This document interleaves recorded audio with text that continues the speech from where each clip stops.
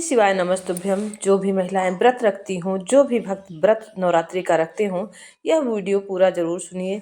जो आप अनजाने में गलती करते हैं, यह गलती भूल कर भी ना करें। शिव पुराण की कथा पूज्य गुरु जी प्रदीप मिश्रा ने बताया कि नवरात्र में भूल कर भी यह गलती नहीं करनी चाहिए। जिस दिन कन्याओं का भोजन कराओ, साथ में उनको लाल चुनरी ओढ़ाओ या कोई लाल वस्त्र, लाल पूजन की सामग्री उनको दो, सुख मिलेगा। मेरी देवी की आराधना का एक स्मरण का सुख है महाराज। जोत का विधान है, नवरात्रि में देवी की जोत लगती है, अखंड ज्योति लगती है, जवारे बुआए जाते हैं, कलश लगता है। जोत का भी विधान है। जिसके यहाँ दिया अखंड जलाया जाता है, अगर वो दिए की दिए की बाती अगर दक्षिण दिशा की होती है तो उसके घर में साल भर में एक घाट जरूर होती है।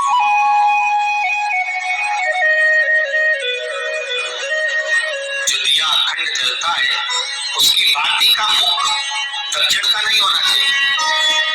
अगर आपने देवी भागवत का स्मरण करा हो, देवी भागवत को अगर सुना हो, तो देवी भागवत में स्पष्ट किया गया कि पूर्व की ओर मुख करा हुआ दिया, अर्थात पूर्व की ओर जो जलाई जाती है वो संपदा की वृद्धि करती है। पश्चिम की ओर मुख कर जो जोत लगाई जाती है महाराज, वो विभव को देती है। और उत्तर की ओर जो मुख कर जोत जलाई जाती है, उत्तर की ओर जो जोत का मुख रहता है वो आयु की वृद्धि करती है, घर में अकाल मौत को रोकती है।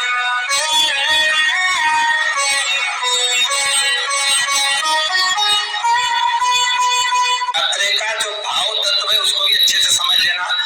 दक्षिण की ओर जोत ना लगाए, अगर आपको लगाना है पूरब की लगाए, पश्चिम की लगाए या उत्तर की लगाए। और जितने दिन महारानी जगदम्बा जगतधात्री दुर्गा भवानी अब की बार माता जी घोड़े पर आई है, हर बार देवी बदल के आती है, इस बार जो नवरात्रे आए वो घोड़े के आए। तो घोड़े पर जो देवी जी आती है वो समृद्धि को देने वाली आती है, लक्ष्मी की वृद्धि करने वाली आती है। जैसी घोड़े की रफ्तार होती है उस रफ्तार से लक्ष्मी घर में आती है। तो ये मत सोचना कि कोरोना महामारी ने हमको नीचे गिरा दिया या कोरोना महामारी ने रोक दिया, कमाई के स्रोत रोक दिए, धन रोक दिया, चिंता मत करना। मेरी माँ जगत जननी दुर्गा भवानी अब की बार घोड़े पर आई है, साल भर में इतना धन दे देगी कि आपने पीछे के 4 साल में नहीं कमाया होगा, इतनी मेरी माँ भंडार भर देगी। ये घोड़े पर आई है, कोई साधारण नहीं हो सकता। देवी भागवत में स्पष्ट किया गया, जब जगदम्बा मगर पर आती है उसका भाव अलग है, और जगदम्बा जब हाथी पर आती है उसका भाव अलग है, और जगदम्बा जब घोड़े पर आती है तो जगत को समृद्धिवान बना देती है, वैभव में कमी नहीं आती। अभी भले दुनिया के लोग अभी रोते हैं कि पैसा नहीं आ रहा, कोरोना महामारी ने सब तोड़ दिया, रोक दिया, पर चिंता ना करना। मेरी माँ अगर घोड़े पर आई है तो उसका सुख आपको जरूर मिलेगा।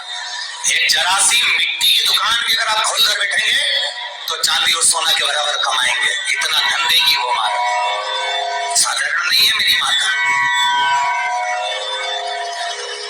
तात्विक सुख का आनंद देने वाली, लाभ तत्व प्रदान कर। और नवरात्र में भी अगर आपकी कोई कामना है, आपकी अगर इच्छा है, आपका मन है, तो जगत जननी की आराधना करो।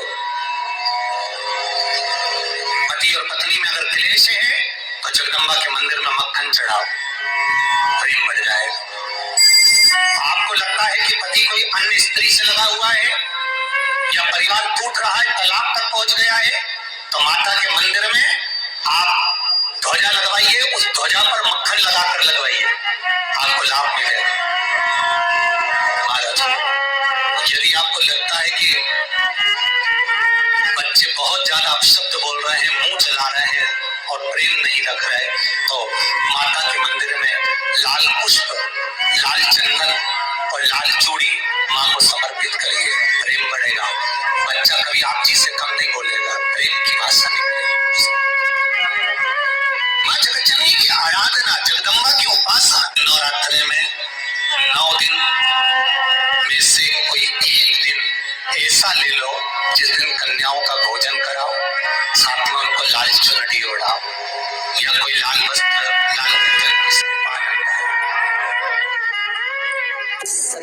में कही थी कि नवरात्रे एकम से प्रारंभ नहीं होते, अरे अमावस्या की रात्रि से प्रारंभ हो जाते, इसलिए इसको कहते हैं नवरात्रि।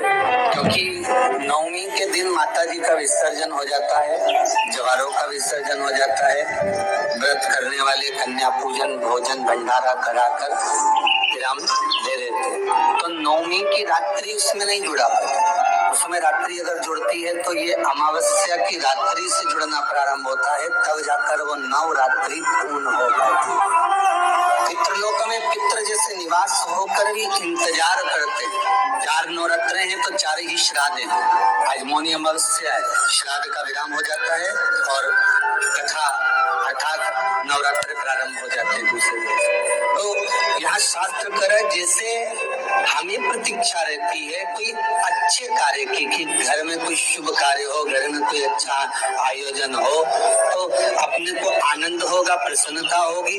उसी तरह हमारे जो पूर्वज चले गए, जो पूर्वज चाहे वो अधोगति में गए हो, चाहे वो देवगति में गए हो, चाहे वो पितृलोक में निवास कर रहे हो, तो जितने भी पितृलोक में निवास करने वाले पूर्वज होते हैं वो भी ये विचार करते हैं कि हमारे घर के वंश द्वारा, हमारे वंशजों द्वारा कोई ऐसा सत्कर्म हो जिससे हमारे जीवन की वितृप्ति हो और हमें आनंद की अनुभूति हो। और ध्यान दीजिएगा महाराज, आपको चैत्री नवरात्रि का स्मरण होगा, आपको शरदी नवरात्रि का स्मरण होगा, और जो आषाढ़ में और माघ में जो नवरात्रे पढ़ते हैं इसका एक आनंद ही दूसरा रहता है। बस इतना जरूर होता है कि दुनिया के लोग वो जो 2 नवरात्रे होते हैं उसमें कलश की स्थापना भी करते हैं, देवी का पूजन भी करते हैं, अर्चना भी करते हैं, मंदिरों में भीड़ भी रहती है और वो प्रेम से माता का जगराता वगैरह सब होता है। और ये जो नवरात्रे हैं 2 गुप्त नवरात्रे, इनका लोगों को स्मरण नहीं था।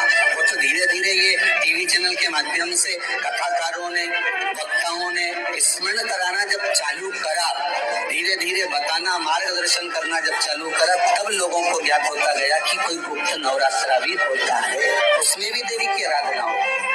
ये चारों नवरात्रे अलग अलग अवस्था के हैं, अलग अलग सुख के हैं और अलग अलग आनंद के। आपके घर में पितृदोष है, आपको ऐसा महसूस होता है, तो किसी भी नवरात्रि के पहले जो अमावस्या पड़ती है, जिस दिन अमावस्या रहे उस दिन चावल की कटोरी में एक कपूर का टुकड़ा रख दीजिए, छोटा सा, और कपूर का टुकड़ा रखकर उस कपूर को दरवाजे के बाहर कटोरी में ही, चावल रखी हुई कटोरी में ही उसको पितरों का स्मरण कर जला दीजिए।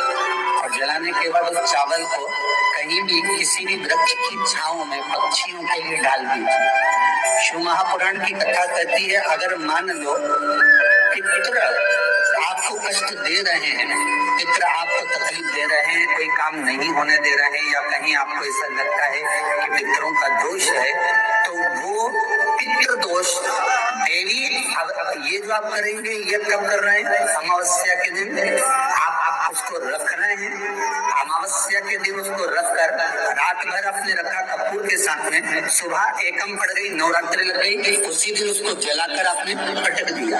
अर्थात उससे देवी और पितृ इन दोनों का आशीर्वाद जो प्राप्त होता है, तो घर में से पितृदोष समाप्त होकर लक्ष्मी की वृद्धि प्रारंभ हो जाती है, कार्य में सिद्धता है। और नवरात्रि में भी देवी की आराधना का एक स्मरण का सुख है महाराज।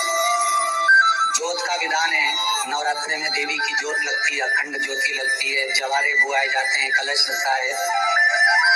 ज्योत का भी विधान है, जिसके यहाँ दिया अखंड जलाया जाता है, अगर वो दिए की लो, दिए की बाती अगर दक्षिण दिशा की होती है तो उसके घर में साल भर में एक घात जरूर होती है। जो दिया अखंड जलता है उसकी बाती का मुख दक्षिण का नहीं होना चाहिए। आप दूसरी आधारशिला में अगर डूब रहे हो, आप दूसरे भाव में डूब रहे हो कि भगवान मिलेगा, तो तुलसीदास जी कहते हैं केवल एक ही आधार बहुत भारी है कि कलयुग केवल नाम धारा और सुमर सुमर नर उतरहि पारा। कलिकाल में एक नाम की आधारशिला हो और वो नाम परमात्मा का हो। जगत का नाम नहीं चाहिए हमें, संसार के नाम से हम नहीं तरने वाले हो।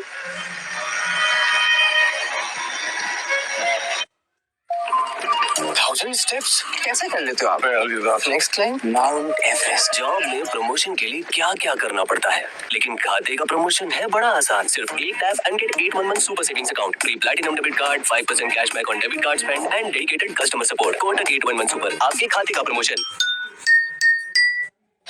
एक भगवान का नाम, एक राम नाम, एक कृष्ण नाम, एक शिव नाम, एक जगत जननी जगदम्बा का नाम, एक आदि शक्ति का नाम अपने भीतर में हो।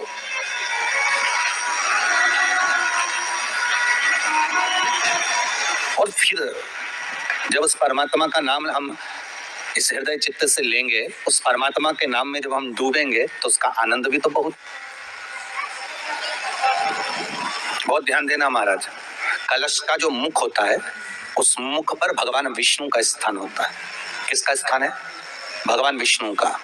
थोड़ा सा नीचे आओगे, जहां से कलश का मुख दबा हुआ होता है, वह जगह भगवान स्वयं शिव की होती है। किसकी जगह है? भगवान शंकर की। कलश का अग्रभाग, नीचे का भाग जहां से फैला हुआ होता है, वहां ब्रह्मा का आधिपत्य स्थापित होता है। फिर कलश का जो नीचे का भाग होता है, वो भगवान शिव और शक्ति का स्थान होता है। कलश के बाहरी भाग में, जहां पर बाहर का हिस्सा होता है, उस कलश के बाहरी भाग में 33 कोटि देवताओं को भगवान शंकर ने लाकर विराजमान किया होता है। महाराज भगवान शंकर 33 कोटि देवताओं को निमंत्रण देकर उस कलश में विराजमान कर दिया। आप स्वर्ग जाएंगे ना जाएंगे, इसका कोई गारंटी नहीं है। हम स्वर्ग जाएंगे ना जाएंगे, इसकी भी कोई गारंटी नहीं है। ठीक है, पर इतना विश्वास जरूर है कि आप अगर भगवान शंकर का अनुमोदन कर रहे हैं, आप शिव नाम की चर्चा कर रहे हैं, आप शंकर की कथा को श्रवण कर रहे हैं, आप शंकर की कथा में डूबे हुए हैं, आप आदिशक्ति के नवरात्रि में शंकर का अनुमोदन कर रहे हैं, आप शिव अर्चना कर रहे हैं, आप शंकर का नाम जाप कर रहे हैं, आप शंकर का स्मरण कर रहे हैं, तो ये पक्का है कि आप वैकुंठ जाएंगे ना जाएंगे, इसकी कोई गारंटी नहीं है। पर यह पक्का है कि आप अगर भगवान के नाम में डूबे रहे तो वैकुंठ अधिपति नारायण तुम्हारे पास जरूर आ जाएगा। ये पक्का है महाराज। आप जाएंगे ना जाएंगे उसके कोई बात नहीं है, पर भगवान स्वतः, नारायण स्वतः अपने पास आ जाए, इसका सुख है, इसका एक आनंद। तो हम दान कर रहे हैं, पुण्य कर रहे हैं, या हम कोई सत्कर्म कर रहे हैं, या हम कुछ भगवान के निमित्त हम ये सोच कर दे रहे हैं कि हम दान करेंगे तो ऐसा होगा, हमें स्वर्ग मिल जाएगा। नहीं नहीं, हमें स्वर्ग जाने की चाहत तो छोड़ देना चाहिए। कहा करो मैं वैकुंठ के जाए, मैं वैकुंठ जाकर करूंगा क्या?